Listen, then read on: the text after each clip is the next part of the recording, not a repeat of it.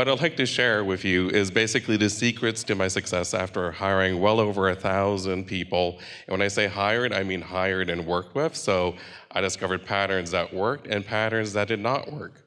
And I've been associated with half a dozen exits. So there's definitely been a clear pattern of success over time. And I'd like to share those key secrets. Now, as a bonus secret, I'm going to tell you how to, basically a no-brainer method to beat the S&P index. It's going to make you all very wealthy by the end. So as Chuck has mentioned, I am a new dad, so I want to personally thank the Peerscale committee for giving me a night of REM sleep. It was deeply appreciated. Okay, so let's get to the main event. So this diagram, or this picture, really depicts what we want to achieve in real life. A highly engaged, highly productive, rich, diverse, engaged team. And leaders almost unanimously agree that a cultural framework or cultural touchstone is an absolute prerequisite for creating this highly engaged culture. And the data is largely there to support it. In a recent 2018 Gallup study, culturally engaged companies were 17% more effective and 20% more profitable than their cultural dilutive or cultural neutral peers. Yet having said that, this is the result in a typical North American company, and it only gets worse from this point. If you look at the 2017, 2018 macroscopic results around employee engagement in North America alone, it gets worse. 70% of employees are disengaged. This metric has not literally changed in decades. So think about all the things that we've been using as best practices over the last decade. 7 out of 10 employees wake up every morning not caring about their job, or even worse, hating their job. 50% would not recommend their employer. About 40% are actively or passively looking for their next job. 50% of hires fail within 18 months, 89% due to cultural alignment.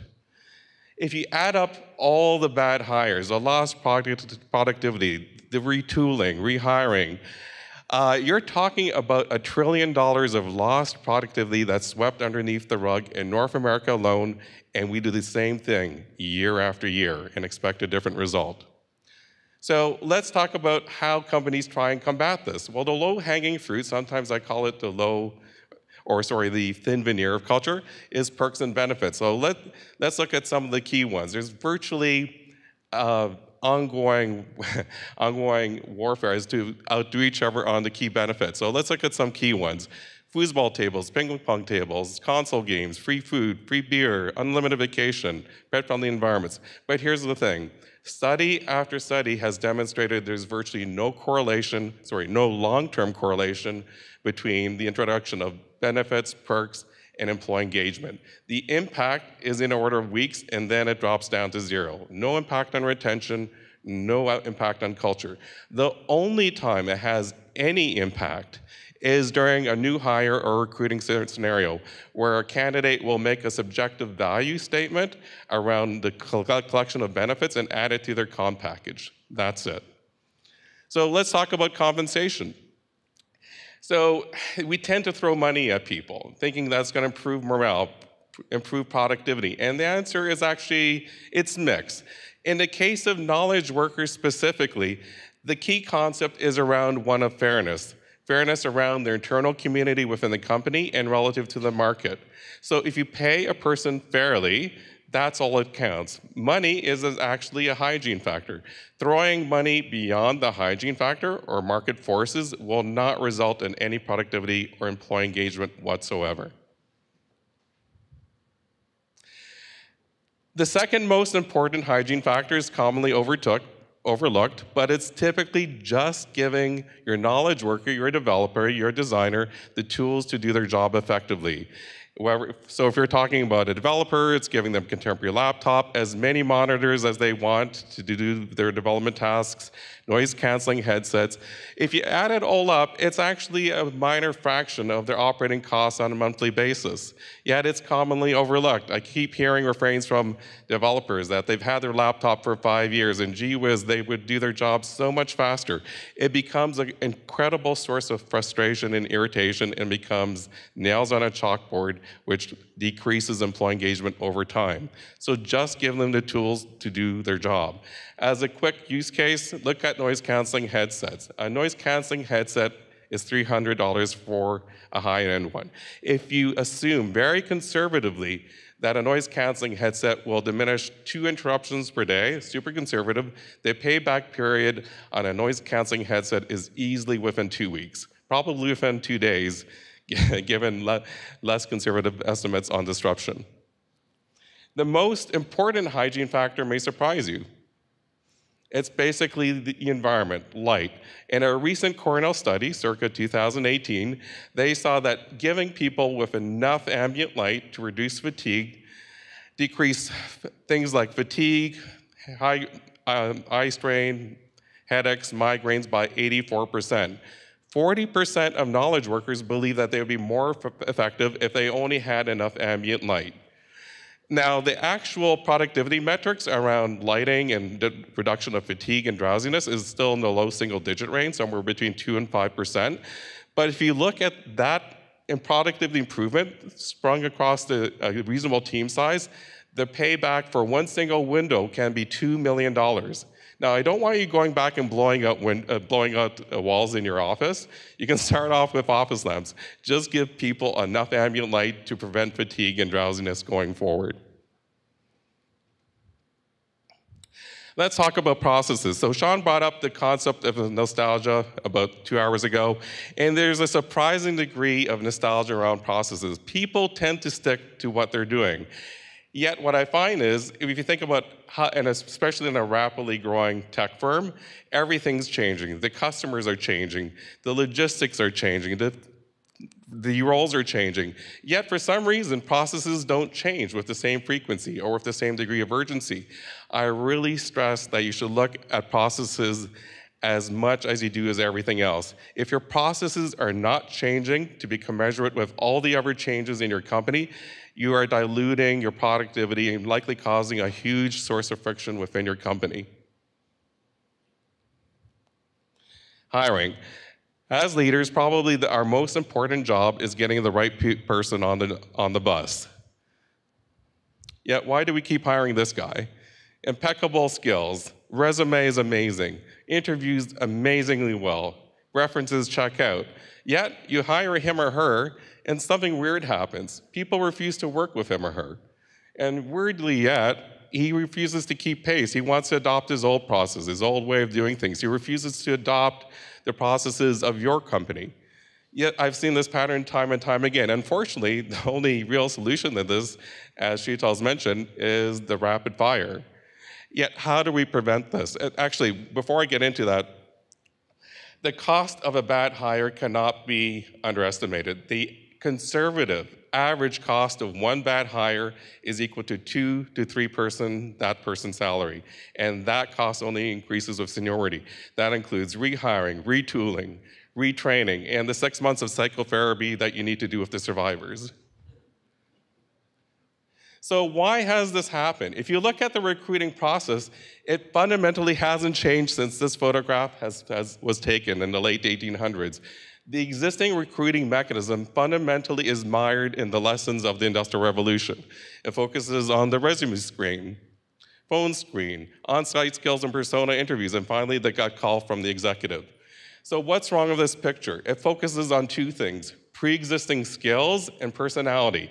Unfortunately, countless studies have shown there's no correlation between pre-existing skills, personality analysis, and on-the-job performance. Let's focus on skills for a bit. As opposed to skills, what's infinitely more important is the ability to learn, adapt, and evolve. And the reason is, as knowledge workers, our knowledge is transient. What's valuable to me in the industry now is probably going to be useless generally within 18 to 24 months. So we have to be in a state of continual evolution. The fourth, which is a gut check, I'll get into in a moment, but fundamentally, the other Key issue with this process is that it's infected with a high degree of unconscious bias. Like many of you, I thought I was an awesome gut caller on a person's attitude. But let's look at a study that really was an eye-opener for me in particular. This shows the probability that an inmate will be released as a function of time in the day. So this is a real study, thousands of cases, a panel of judges. So if an inmate is first up at bat, first thing in the morning, there's a 70 to 80% chance that they're going to be released on parole. As it progresses towards the first meal break, it drops down to 0. After the meal break, a little sugar rush pops up to 70%, decreases rapidly to 0, and after the third meal break, basically you're going back in. So key lesson learned, if you're ever in an orange jumpsuit, make sure you smuggle in some Timbits. But other than that, this shows just one element of unconscious bias, which is just fatigue and blood sugar level. It doesn't even include other aspects of unconscious bias around age, gender, ethnicity. Whether you like it or not, unconscious bias infects our recruiting process. Now, the only way you can get away with this, unless you use an automated machine learning tool, is with time, and that's what I was doing. I was actually spending hours with candidates, and I made sure 3 to 5 people that I considered cultural icons within my company spent hours with that person. So time smooths this out and gives you a better perspective of that person's cultural alignment with your company's beliefs and values in a corporation. Let's look at values. So values have been a touchstone, and I recognize, so this is a typical word cloud, the most common corporate values, and I realize corporate values have definitely evolved over time to include more exact phrases, to provide more precision. But having said that, there's something wrong with intent. So let's look at some examples. Communication, respect, integrity, excellence. Awesome core values. Who would not want to work for this company? There's a problem with that, though. That was Enron. Okay, so intent. And that formed the baseline or inspiration behind Evil Core, which was popularized in a cable TV show called Mr. Robot. So the problem is intent is simply not enough. You absolutely have to walk the talk. We just got a book in our handbooks about what culture is. In a nutshell, I'm going to summarize it. Culture is everything. As leaders, we have tremendous influence as to what defines a cultural paradigm in an organization. But it's literally every action taken within the company. Who's hired? Who's fired? What actions do you reward? What actions do you ignore? And as soon as you take your throttle off the culture, take your foot off the cultural throttle, your culture is going to dilute almost instantly. And it's going to continue to dilute. So intent is not enough. Action is absolutely required. So you might be wondering, well, is there any basis for this? Well, interesting enough, there was a startup that did a massive study on what formed team effectiveness within the organization. You may have heard of it. It was Google. But you can Google this. There's lots of incidental academic research around the study. So in Project Aristotle, they went on a 2.5-year quest to determine what formed team effectiveness within the organization. And the results actually surprised them. What they found was there was absolutely no correlation between team effectiveness and the who side of the equation. So all the things that we look for during the standard interview process, including accreditation, tenure, intelligence, personality, no correlation with team effectiveness. And it surprised them because it was actually also decorrelated from team style type, whether it was a hard-driving business development team, a social marketing team, or more academic research team. Absolutely no correlation. The only thing that they found was it was correlated with the concept of psychological safety, which in turn was correlated around a common constitution of values, beliefs, and sense of purpose. So by now you're probably thinking, okay, this is all cool, but how do I make my money off the stock market? So this is where I'm going to get to the good stuff. Now actually, before I get to this, there's been countless studies, and actually the one that's also referred to in the book that we got in the KPMG bag was a study by Professor Heskett in the 90s. He showed that a culturally engaged, culturally aligned company would outperform their culturally dilutive peers by 756% over an 11-year period. Like, who wouldn't want to make almost 800% more money? I figured most of you would, okay. But let's look at something more recent. So this is an interesting study. So just to explain this, the yellow line on the bottom is the S&P index. The one above that is a NASDAQ index. The green, that's the Fortune best companies to work for. So what they did is they artificially created an index based on the best Fortune 100 companies to work for. That outperformed the S&P index by 30%. The next one was a Glassdoor, best places to work.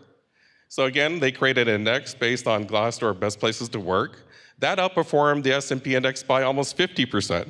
But they went one step further. What they did is they created a best of list. So they picked the top 6 to 7% of all companies, and they included the best companies from the Glassdoor list, the Fortune 100 list, and their own proprietary list. That index outperformed the S&P index by 79%. Now, I don't know who your money person is, but chances are they're not going to guarantee a relative return of 79% above the S&P index. Does anyone have that money man? Because I want to contact them as well. So it doesn't have to be this. It doesn't have to be a disengaged, apathetic workforce. You actually can achieve this. And you really need to focus on 3 things. Focus on the hygiene factors. Treat your people fairly in terms of the work tools, the compensation. Give them enough light so they don't get fatigued. 2, as opposed to skills and personality, focus on cultural alignment and cognitive ability based on, again, the ability to learn, adapt, and evolve.